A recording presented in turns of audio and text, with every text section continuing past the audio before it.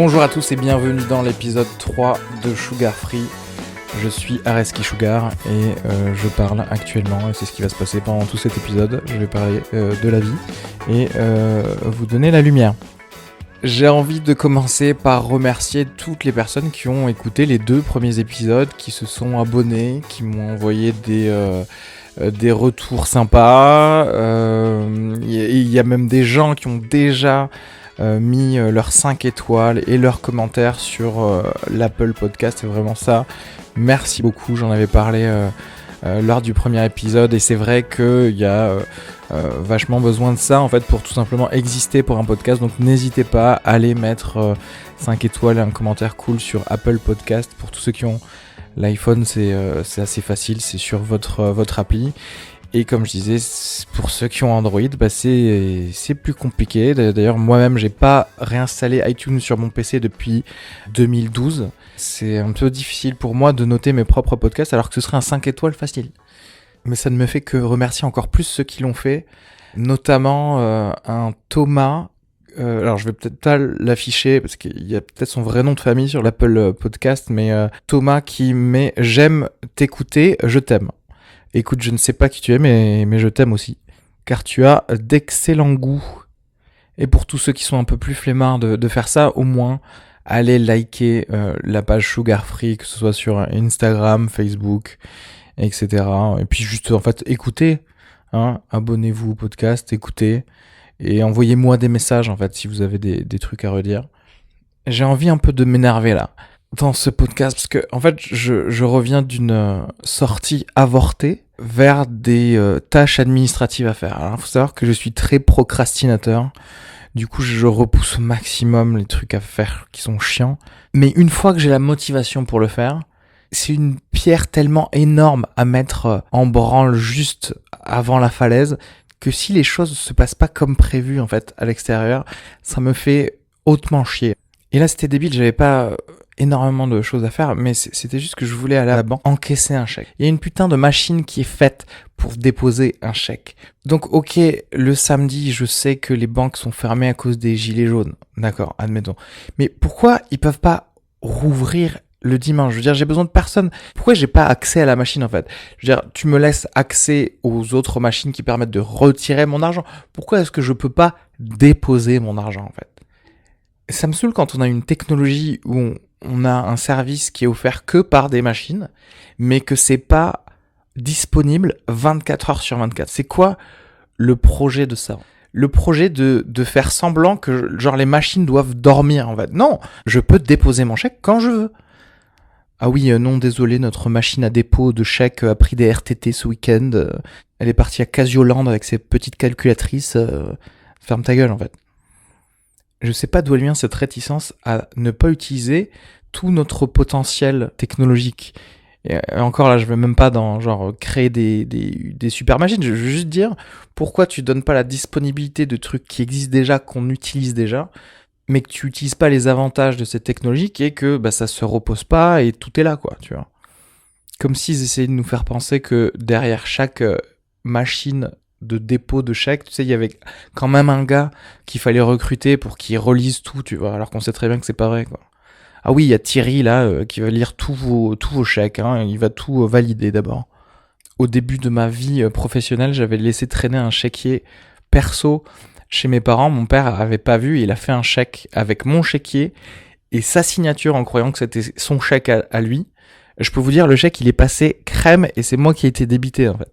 Donc si ça peut rassurer des faussaires là qui nous entendent, sachez que personne ne regarde les signatures. Je pense que c'est lié à ça, mais il y a un truc que je déteste, c'est les gens à qui tu parles de voitures autonomes et qui sont là genre « Ah non, moi je pourrais jamais faire confiance aux voitures autonomes. Ouais, j'aurais quand même toujours un problème, je voudrais vraiment toujours tenir le volant parce que c'est plus sûr, je suis plus en contrôle. » Mais mec, t'es en contrôle de rien du tout en fait. La voiture autonome, elle va jamais prendre le volant à 23h30 en disant « Ouais, mais c'était que 2 bières, quoi. » Mais juste intellectuellement parlant, quand on te dit, genre avec des stats, qu'une voiture autonome fait moins d'accidents qu'un humain, mais que toi, tu me dis « Non, mais je préfère quand même que ce soit un humain qui conduise la voiture », Mais ça me prouve justement pourquoi ça devrait être une voiture autonome en fait, qui devrait s'autoconduire. Déjà, c'est ce qu'on laisse faire avec les avions, par exemple. Tout le monde dit que quasiment 100% d'un vol en avion est réalisé par le pilote automatique. D'ailleurs, tu vois tous les crashs qu'il y a. Franchement, tous les crashs qu'il y a, c'est toujours ah bah ouais, mais c'est parce que finalement le copilote, en fait, il a fait une connerie. Les gens, ils ont tellement un problème avec les statistiques parce qu'ils se croient au-dessus des statistiques en fait. Tu sais, quand tu leur dis oui, non, mais tu comprends que 70% des gens vont faire ça. Oui, mais ils vont pas me le faire à moi. Ben en fait, si, t'as 7 chances sur 10 qu'ils te le fassent à toi en fait. Ouais, mais pas à moi quand même. Je suis pas en train de faire l'apologie des robots et dire qu'il faudrait tous qu'on soit des robots. Je dis juste, en fait, on les a créés, donc autant épouser le truc, en fait. Se détendre sur le truc. Personne ne te dit, ouais, mais les fourchettes, je fais pas trop confiance quand même. Ça pique, hein. C'est une création de nous, tout va bien. D'ailleurs, les gars, c'est les dernières années pour vous occuper d'arrondir vos fins de mois avec des jobs de Uber, hein, parce que ça va bientôt être fini. Hein. Et ça, c'est marrant parce que ça va probablement pas être un sujet de débat aux prochaines élections présidentielles en France. Le fait que on est vraiment sur le virage où d'ici 5 à 10 ans, oui, parce que là, ça y est, je suis passé en mode prophétique. D'accord ? Attention, sugar free prophétisation. Ce que je vais faire, c'est que je vais en faire plusieurs, en fait, dans tous mes podcasts. Et dès qu'il y a un truc qui se révélera vrai, bam, je ressortirai le vieux podcast et je pourrais vous dire, ah, je vous avais dit, futurologue. Bon, derrière, ce que je vous dis pas, c'est que je ferai probablement des milliers de mauvaises prophétisations, mais ça, personne n'en parlera jamais. Et ça marchera sur le nombre. Oui, tout ça pour dire que les prochaines élections présidentielles, on parlera pas du fait qu'il y aura une grosse partie des jobs peu qualifiés qui vont être remplacés par des robots avec l'avènement de l'intelligence artificielle, les voitures autonomes, les trucs comme ça, mais il y aura de gros problèmes en fait qui vont arriver quand tous les routiers vont se rendre compte que leur job ne sert plus à rien. Le premier transporteur routier à qui tu dis on a un conducteur pour vous qui ne s'arrête jamais, qui est tout le temps lucide, qui a des yeux à la fois devant, derrière et sur les côtés, qui va klaxonner zéro meuf quand elles sont en jupe. Je ne vois pas pourquoi est-ce qu'ils garderaient des conducteurs humains en fait. Le problème étant que voilà, moi si je suis routier et que ça fait 15 ans que je suis dans ma boîte et qu'on me dit du jour au lendemain mais en fait tu ne sers plus à rien, si c'est pas un problème que tu gères un petit peu à l'avance, tu vas te retrouver avec des autoroutes barrées pendant pas mal de temps. Et là, les gilets jaunes qui t'empêchent d'aller chez Uniqlo le samedi à 16h30, ça va être un problème beaucoup moins chiant. Je sais qu'il y a quelques mecs qui commencent à en parler chez les candidats aux présidentielles américaines de 2020, notamment Andrew Yang. Et je trouve ça toujours marrant quand il y a des sujets dont on ne parle pas qui vont être vraiment les vrais problèmes. Mais ouais, mais t'as juste pas envie d'en entendre parler parce que c'est pas hype dans les médias qui créent le sujet du moment. En plus, ça sonne tellement geek comme problème. Les robots vont nous voler du travail. Parce que là, vous comprenez, on atteint un niveau, bon, l'intelligence artificielle, donc c'est un ordinateur qui va apprendre par lui-même, etc. Tu vois déjà que le gars qui commence à expliquer ça, il commence à mettre des lunettes et une veste en tweed, et qu'il est en train d'écrire des trucs sur un tableau Velleda. C'est pas assez sexy comme problème, tu vois. Après, c'est pas mon problème, hein, ça va toucher d'abord les gens peu qualifiés, mais bon. Ça mettra un poil plus de temps avant d'arriver à certains jobs, et encore. Il y a des trucs comme radiologue, par exemple, dermato aussi. On se rend compte que voilà, on est en train de créer des logiciels qui savent mieux, en fait, diagnostiquer tout ce qu'il y a à diagnostiquer, quoi. Parce que forcément, si tu mets des milliers et des milliers de photos dans une base de données et que tu caractérises à chaque fois les photos, un ordinateur, ça va trouver d'infimes similarités là où l'œil humain va parfois faire une connerie. Après, bien sûr, ça ne nous remplacera pas totalement. Il faudra quand même quelqu'un qui comprend le système général de la biologie. Mais ça peut être comme tout ce qui est un peu plus automatisé. C'est-à-dire que tu vas passer d'un service à une personne, à l'hôpital, par exemple. En gros, un plan de traitement, il faut que ce soit fait par un humain. Mais après, le reste. Alors, pour parler de ce que je connais à peu près, en dentisterie, je parlais déjà, ancienne prophétisation, pendant mes études, du fait que, en gros, si tu arrives à stabiliser une tête de quelqu'un, un robot pourrait faire mieux ton travail, parce que si tu lui donnes un scanner de la tête du patient, il pourrait placer des choses exactement au dixième de millimètre. Et en fait, il y a maintenant 3 ans, je pense, un robot chinois qui a posé les premiers implants dentaires, je veux dire, sur une mâchoire d'un patient, et effectivement, les résultats sont meilleurs par rapport à une personne même expérimentée qui fait ça avec ses mains. Et là encore, je sais que quand j'en parle même avec d'autres praticiens, qui peuvent me dire « j'ai pas envie de me faire soigner par une machine, même si elle est pilotée par un médecin », un dentiste en l'occurrence. Donc j'imagine que si tu en parles aux patients, ça doit être pire encore, mais encore une fois, je ne vois pas le truc. Par exemple, alors je sais pas ceux qui ont déjà pu avoir une chirurgie de la myopie, c'est un laser en fait qui fait des trucs. L'ophtalmo, il ne fait que rentrer ta putain de myopie, 2-3 conneries de surface, et encore c'est juste des données, genre une disquette qui pianote sur un truc, c'est le laser fait tout, c'est au nanomètre, tu vois. Il est pas en train de modéliser la lumière sur un truc en mode Minority Report pour que tu vois plus net. Non, et c'est le laser qui fait tout. Toi, tu sens un petit peu le cochon grillé, bam, tu fermes les yeux, tu repars. Et tu peux enfin voir tout net à la plage, et pas avoir tous les souvenirs de plage floutés. Comme avant. Putain, je devais me repérer aux couleurs des parasols pour retrouver ma famille. En fait, moi, dès que je vois une connerie passer dans un magazine en disant « Ouais, on a découvert ça, on a créé ça », ça me fait juste chier au plus haut point de me dire que je vais devoir attendre 5 à 10 ans avant que ce soit utilisé dans les trucs qui comptent dans la vie, en fait. Parce que derrière, ça doit passer par une barrière mentale de 300 personnes qui vont dire « Mais non, ça marchera jamais ». Tous les gars en 93 en France qui disaient « Ouais, Internet, je leur donne pas 6 mois ». Le Minitel, c'est là où il faut continuer à investir, les gars. Et ça sous-tend toujours un petit dédain pour la science, en fait. Je trouve. Un petit dédain pour la science et la technologie. Un point où, je sais pas, les gens se rendent pas compte de l'effet que ça a ou que ça peut avoir sur leur vraie vie. Du coup, ça sort totalement du débat public. Et là, deuxième prophétisation de la journée. Mais un truc très important, la génétique par exemple. On fait des progrès mais incroyables en génétique en ce moment. Personne n'en parle vraiment en fait. Et ça aussi, on se rend pas compte à quel point ça peut être ultra pernicieux. Juste le moment où la technologie va être un peu trop abordable, il y a beaucoup de monde qui vont se faire bifler. Et pas par de la génétique genre active. Pas le gars, le scientifique chinois là qui a créé, je sais pas si je vous l'apprends, mais je vous le dis. Il a créé les premiers humains génétiquement modifiés qui sont immunisés au VIH. Ce sont des jumelles chinoises qui sont nées. Alors il a été désavoué par son université en Chine. Mais bon, il n'y a jamais eu vraiment de discussion bioéthique sur ça, ni internationale, et encore moins chinoise. On va revenir sur la génétique active, on va dire. Juste si on prend le truc passif. Je sais pas si vous avez entendu parler des trucs qui s'appellent 23andMe. Je sais que ça commence à exister en France.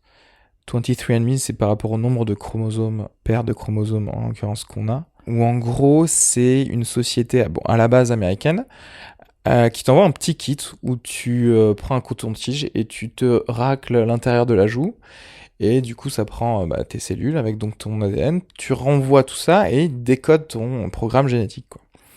Code génétique, pour le décoder, juste pour info, genre début des années 90, c'était le truc qui coûtait 3 milliards d'euros, où il y a eu plusieurs pays qui ont fait ça. Maintenant, ça coûte 300 €, quoi. Et t'envoies le tout. Alors le truc fun, alors spécialement pour les Américains qui sont trop en mode avidité de leur histoire, puisque leur pays a 4 ans, donc ils sont trop en train de suis-je l'héritier de Louis XIV, où en gros c'est savoir combien de leur matériel génétique vient de où. En gros, alors là j'ai 14% de sang irlandais, 2% de samoan, voilà, et ils sont contents et ça leur fait des trucs à dire dans leur bar hipster après. Essayer de passer le moins possible pour une personne 100% blanche. Du coup, ça les dédouane de tous les noirs qui se prennent des balles dans le dos dans leur pays, quoi. Bref, ça sert du coup à avoir ton origine plus ou moins. En gros, on retrace un peu les lignées, on te dit de quelles ethnies plus ou moins t'es composé. Alors je sais pas si c'est parce que je suis méditerranéen vu que je suis né en Algérie, où je me dis de toute façon moi si j'envoie le truc, tu vois, ça va revenir, ça va être bon ben vous êtes 100% de l'huile d'olive. Tu vois, tu sais que tout le bassin méditerranéen c'est là depuis plus de 4000 ans. Donc tu dis, bon, quelque part, on sait que tout le monde a violé tout le monde. On a tous un peu de tout le monde en nous, en fait. Tu sais qu'il y a des Vikings qui sont venus en Afrique. Clairement, quand tu vois la tête des Basques, tu te dis, bon ben voilà, les Arabes ont pas tous disparu magiquement à Poitiers, tu vois. Bref, du coup, ça sert à ça, mais ça sert aussi à avoir des petits trucs intéressants, des petites connaissances intéressantes sur ton génome par rapport à ta santé. Il y a des intolérances qui peuvent être détectées génétiquement, il y a des propensions à avoir telle ou telle maladie. Du coup, tu peux, tu vois, faire des trucs en termes de prévention, mais tu peux aussi savoir quels aliments tu peux peut-être métaboliser le plus, etc. Mais bon, bref, en gros, les grosses avancées qu'on fait maintenant en génétique, c'est aussi le côté de savoir, grâce à ton code génétique à toi, tes prédispositions par rapport à certaines choses. Du coup, pour revenir au truc sur comment, par exemple, ces petites avancées-là peuvent changer les choses. Avant que les voitures autonomes et les routiers autonomes arrivent, par exemple. Admettons que moi, j'ai une entreprise de transport routier. Ça marche plutôt bien, je fais un poil de bénéfices, mais c'est pas ouf. C'est-à-dire qu'on est quand même au point où, genre, s'il y a un de mes routiers qui me fait faux bond ou quoi, ça peut être vraiment chiant. Mais au moins, là, ça va. Je peux rembourser les mensualités de ma maison. Le business juste fonctionne. On n'est pas en train d'avoir un bénéfice de ouf, mais ça va, quoi. Et là, il faut que je recrute quelqu'un de nouveau. Et il se trouve que, genre, une compagnie comme 23andMe, ils testent aussi ta prédisposition à garder ton sang-froid en cas de problème ou alors ta prédisposition à avoir des réflexes rapides, par exemple. Pourquoi pas ton acuité visuelle, genre au-delà du simple test. C'est-à-dire, par exemple, peut-être que toi, tu vas coder pour plus de bâtonnets, donc que ton contraste va être encore meilleur. Admettons que j'ai accès à une espèce de base de données comme ça sur tous les CV, en fait, qu'on m'envoie. Et que je vois ces stats du futur employé et qu'elles sont bonnes. Parce que tout le temps quand tu dis des trucs comme ça, quelqu'un va dire oui mais je veux dire il y a d'autres choses, ça dépend de l'entraînement des gens, etc. Ok d'accord, le même entraînement. Ok, je vous parle de la même personne. Parce qu'en vrai, pour un job, en général, 90% des gens qui donnent leur CV pour un seul et même job, c'est les mêmes personnes. Faut arrêter de rigoler quoi. Donc 10 personnes qui sont à peu près les mêmes personnes, et ben il y en a un, voilà, je vois son truc génético là, il a de bonnes stats. Clairement, j'ai pas envie de me faire chier quoi. Statistiquement parlant, je vais avoir moins de merde avec ce gars. Et en fait, ça, c'est le début de créer des races en fait. Et quand je dis des races, je suis pas en train de dire race comme Jean-Marie Le Pen dit race, tu sais, où il y a quand même une vidéo de lui qui dit espèce de roux à quelqu'un. Non, moi je suis en train de vous parler de race en mode Tolkien. C'est-à-dire, on va se créer des hobbits, des elfes, des nains. Voilà, on va se créer ça parce que ça nous arrange dans le mode du travail. Parce que je vous explique en fait. Spécialement en France d'ailleurs, où il y avait une dernière étude qui a montré qu'il faut 6 générations pour qu'un enfant pauvre s'élève dans l'échelle sociale. En gros, il faut 180 ans pour que quelqu'un d'une famille en bas de l'échelle des revenus arrive au milieu de l'échelle des revenus. Et attention aux gens qui vont me donner des exemples de « Ah oui, mais il y a des gens, ils peuvent dilapider... » Oui, ok, d'accord. Si j'ai bien marre d'un truc, c'est quand je dis quelque chose général et que quelqu'un vient me donner un contre-exemple particulier. Oui, je sais qu'un contre-exemple, ça existe. Je sais qu'il y a des gens, ils font pas de chimiothérapie et d'un coup, leur cancer part. Cool! Good for them! Mais moi, je parle de tous les autres, en fait. Tous les autres que si ils font rien, ils ont des putains de polypes qui leur poussent sur la tête, tu vois. Donc en gros, si tu commences à sélectionner génétiquement un routier et que le gars a un enfant, d'ailleurs c'est vrai que j'ai toujours considéré que j'ai dit routier, j'ai pas dit routière, mais je devrais dire les deux quoi. Et donc routière, ils vont avoir un enfant qui va probablement, là encore à peu près statistiquement, du coup forcément avoir un peu les mêmes marqueurs génétiques et donc les mêmes prédispositions pour être routier. Si en plus, culturellement derrière, il a la culture du routier, c'est-à-dire que, en fait, en général, toute profession, si t'es l'enfant de quelqu'un de cette profession, si tu baignes déjà un peu dedans, mine de rien, t'as quand même un petit pied d'avance. Parce que tu vas forcément savoir des trucs, tu vas forcément entendre parfois tes parents qui parlent autour de la table avec leurs collègues, et c'est des informations en plus, tu vois, c'est toujours du bonus par rapport à d'autres personnes qui ne savent pas du tout comment cette profession fonctionne. Tu rajoutes ça et tu multiplies ça sur plusieurs générations. Tu rajoutes à ça la possibilité que le Chinois de tout à l'heure, celui qui a créé des bébés immunisés au VIH, alors lui déjà, il risque de se faire engager par les plus gros proxénètes du monde, quoi. Putain, ça serait un film horrible un peu. Ou un film porno, je sais pas trop. Un truc genre, imagine un proxénète qui crée un bordel que de personnes prostituées génétiquement créées pour le plaisir des clients. Vous entendez ce pitch sur ce podcast pour la première fois. On va peut-être en faire un film. À mon avis, ça va plus finir en hentai qu'un film normal, mais on sait pas. À la place de l'immunisation au VIH, le mec commence à partir sur « Ah bah tiens, on peut te faire les yeux plus grands, tu vas mieux voir la route, par exemple. » Tu vois, pendant qu'à d'autres personnes, il va faire autre chose. À d'autres personnes, il va dire « Tiens, on va te rajouter un doigt, tu coderas plus rapidement pour les enfants d'informaticiens. » Non mais ça va être bienvenu à Gataka. Sauf qu'on y arrive vraiment. C'est ça, je crois qu'on a un problème avec la science-fiction, en fait.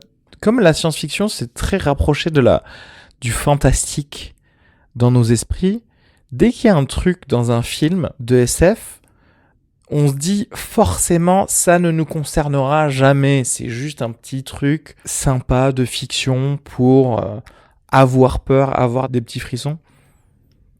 Oh, putain de voisins qui viennent présenter leur appart en Airbnb à des putains d'Américains encore. Comme je parle des Américains, on dirait que je suis américanophobe, mais pas du tout en fait. En vrai, moi, je suis un sudiste américain. J'écoute du Lynyrd Skynyrd, j'écoute de la country music, les gars. J'adore ça. Ils sont timides, je trouve, dans mon immeuble, les Américains, qui viennent en Airbnb, tu sais.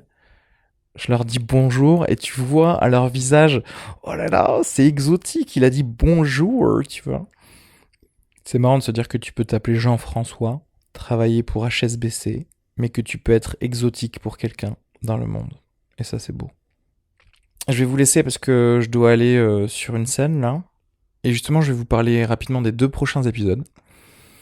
Il y a un pote qui m'a donné l'idée de mettre, en fait, des morceaux de stand-up que j'ai déjà pu mettre voilà, sur Internet, sur Facebook, YouTube, etc.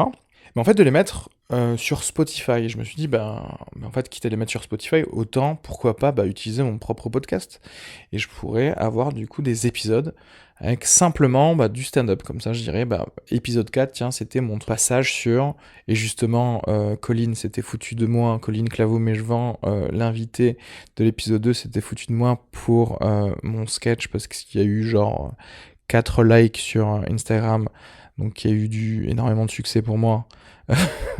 À 5 likes, je suis ouf, tu vois, sur les anti-vax. Du coup, voilà, je vais mettre celui-là et je pense que je vais en mettre, voilà, tous les, j'en sais rien, tous les 4 épisodes, tous les trucs comme ça. Je mettrai un petit passage de moi sur scène, vu que de toute façon, c'est l'audio qui compte beaucoup parce que ma scénique est encore beaucoup trop moisie, tu vois, pour avoir un intérêt quelconque, même si bon, moi, je vous engage quand même à liker ma page Facebook et à voir ces morceaux de stand-up là avec l'option visuelle. Et bref, voilà, je trouvais que c'était une bonne idée d'avoir ça en plus dans mon podcast. Je vous l'avais dit au premier aussi pour expliquer le fait qu'il n'y avait pas vraiment de concept. Ça me plaît de pouvoir mettre des créations qui peuvent au moins un peu se traduire en audio. Et donc j'expliquerai que sur le descriptif, mais je ferai pas d'intro pour ces épisodes-là, je pense. Voilà, ça va être juste le pur stand-up, même si ça dure que 3 minutes. Ce sera un épisode de 3 minutes et c'est tout. Et ce pote qui m'a donné cette idée, voilà, en discutant avec lui, c'était Carter Morgan, un stand-upper américain qui était venu faire à peu près, 9 mois à Paris, qui a fait notamment l'école des clowns à Paris, mais qui a donc écumé toutes les salles de stand-up en anglais à Paris, et c'est là qu'on s'est forcément rencontrés et qu'on a joué plusieurs fois ensemble. Ce sera l'invité de l'épisode suivant. Alors, c'est un Américain, et donc oui, cet épisode sera en anglais. C'était d'ailleurs c'était le premier tête-à-tête que j'ai enregistré en me disant que ce sera pour ce podcast, mais je le sors que maintenant. C'est là que tu vois, tu te dis, t'as envie de te briser des chaînes du fait de plaire et d'être compréhensible aux gens, mais t'es obligé quand même. C'est pour ça que j'ai pas mis cet épisode en anglais en premier, tu vois. Ça aurait été un peu déroutant, je pense. Si vous ne savez pas parler anglais, bon bah c'est pas grave, vous passerez à l'épisode suivant. Et il y aura moi qui parlerai comme ça en français et d'autres tête-à-tête avec des gens en français. N'oubliez pas d'aimer, de partager, de parler à vos amis du podcast, ce serait ultra cool. De liker ma page, de liker la page aussi de Sugar Free. Enfin voilà, de toute façon tout est dans le descriptif, genre mon site est sur le descriptif, donc voilà, faites ce que vous voulez. Envoyez-moi des messages s'il y a des trucs que j'ai dit là aujourd'hui, spécialement aujourd'hui, j'ai l'impression que j'étais un peu en mood politico, scientifico, conneries, donc j'ai fait un peu ce qu'on appelle de la bro science, la science de potes. À base de dès que tu dis un truc, tu dis ouais, j'ai lu une étude comme quoi, tu vois, l'article de Slate quoi. Cela dit, c'est vraiment vrai ce que j'ai dit aujourd'hui. Et pareil, toujours sur l'Apple Podcast, mettez 5 étoiles, un commentaire cool. Comme pour tous les épisodes, je vous lâche avec de la musique. Bisous à tous.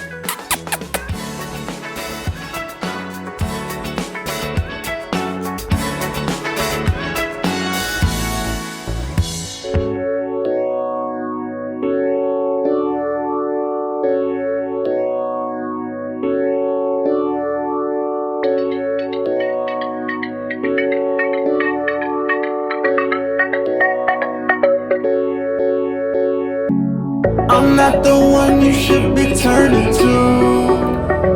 I got my demons that I'm working through. I'm only scheming, nothing personal. It's all down there from here.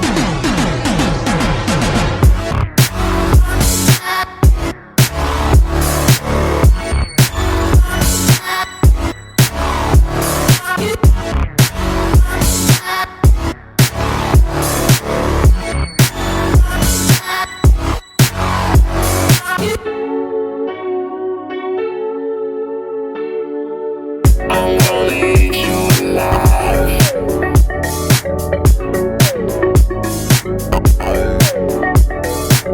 I'm gonna eat you alive.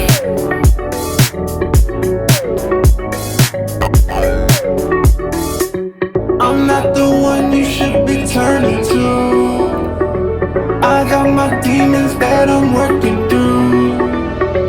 I'm only scheming, nothing personal. It's all downhill from here.